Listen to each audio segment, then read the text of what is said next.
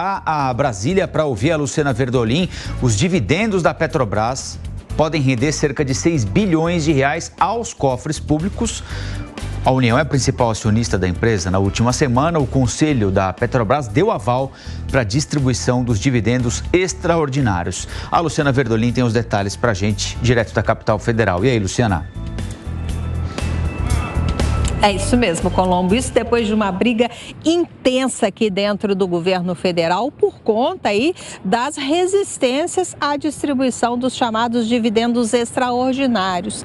Vale lembrar aí que o total chega a 42 bilhões de reais. E na avaliação do Conselho de Administração da Petrobras, não haveria impactos negativos para a empresa, né? Não haveria possibilidade de interferir nos investimentos da estatal, exatamente por conta da melhora dos preços do mercado internacional, e a avaliação é de que não haverá qualquer tipo de risco aos investimentos se forem mesmo distribuídos os dividendos extraordinários. Teve uma reunião do Conselho de Administração da Petrobras na última sexta-feira. O governo tem maioria dos votos. Dos 11 conselheiros, 6 foram indicados aqui pelo Palácio do Planalto, e a avaliação é a seguinte: na distribuição desses dividendos extraordinários, o governo vai ter uma parcela significativa dos recursos. Por isso, o ministro da Fazenda, Fernando Haddad, defendia a necessidade dessa distribuição. Nada, são 6 bilhões de reais extras nos cofres da União, e a avaliação é de que todo o dinheiro que entra é importante para ajustar as contas até o fim do ano. Agora, não está ainda batido o martelo. É necessária uma reunião de acionistas, uma assembleia de acionistas que vai acontecer na próxima quinta-feira para efetivamente definir essa questão da distribuição. Tinha uma queda de braço entre o presidente da Petrobras e o ministro de Minas e Energia, Alexandre Silveira, e essa crise não está totalmente pacificada, mas pelo menos por enquanto acabou aquela história, acabou aquela especulação de substituição do presidente da Petrobras. Pelo menos por enquanto, o ministro da Fazenda, Fernando Haddad, foi ouvido, está tendo aí uma avaliação positiva dentro da administração federal, que foi ele que avisou o governo de que não seria a hora de mexer, não seria uma boa hora de mexer nessa questão envolvendo a Petrobras, porque poderia causar uma instabilidade no mercado. A expectativa é dessa distribuição dos 42 bilhões, 21 bilhões devem ser distribuídos, o governo vai ficar com a maior parte, mas a avaliação é de que essa reunião de acionistas na próxima quinta-feira vai apenas ratificar a decisão que foi tomada pelo Conselho na última sexta-feira.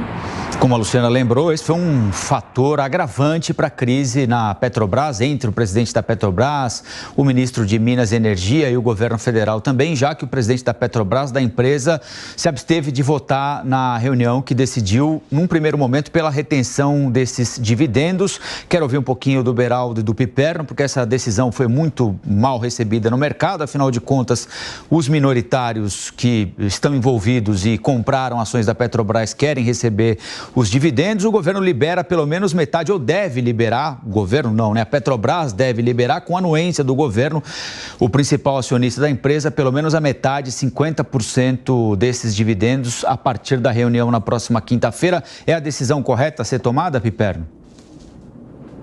Essa decisão de reter os dividendos, ela foi ruim para os acionistas, passou um péssimo sinal para o mercado e privou o caixa do governo de importantes recursos no momento em que o ministro Haddad procura com lupa qualquer centavo que possa aumentar, enfim, as receitas da União. Foi uma decisão absolutamente desastrada.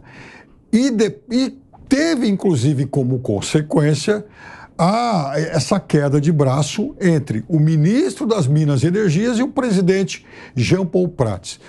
Até agora, para mim, não ficou muito claro o papel do ministro Alexandre Silveira nesse episódio. E confesso para você que não tenho só dúvidas, mas suspeitas, não muito, digamos, generosas com o ministro. Mas o fato é que não dá para ficar eternamente nesse clima de fla-flu quando se trata de uma empresa que tem números vistosos e um orçamento maior do que a maioria dos estados do Brasil. Vejam, em 2024, muito provavelmente, o petróleo e por tabela, a Petrobras se torne aí os maiores, os líderes de exportações, na pauta de exportações do Brasil. A gente está falando de algo muito grande. Petrobras deveria, por exemplo, se concentrar na questão da exploração de petróleo na foz do Amazonas. Tomara que socorra. Não, fica tranquilo, Piperno, que o que vai acontecer não é o que a lógica indica.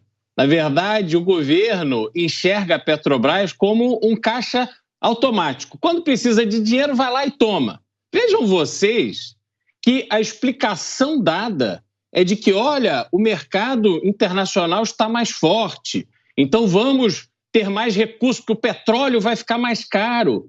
E aí, no Brasil, se compra qualquer justificativa, porque o que se quer é o dinheiro.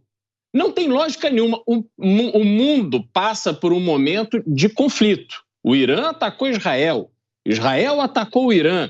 Você tem todos aqueles grupos terroristas que estão ali causando instabilidade no Oriente Médio, importantíssimo para o mercado de petróleo. Se o mercado de petróleo tiver um problema grave e o preço do petróleo explodir, quem vai pagar a conta são os brasileiros. Então não tem essa conversinha de que a Petrobras é uma empresa que faz esforços para oferecer ao brasileiro uma gasolina com preço justo. Isso é mentira. E transforma o investidor da Petrobras, porque, vamos lá, o único verdadeiro acionista da Petrobras é a União, porque é a vontade dela que é feita. E a vontade dela, em geral, não está alinhada com aquilo que se espera de uma empresa do tamanho da importância da Petrobras. Os minoritários, eles são ou aventureiros ou oportunistas. A Petrobras representa um exemplo clássico de tudo aquilo que não deveria existir no mercado acionário brasileiro.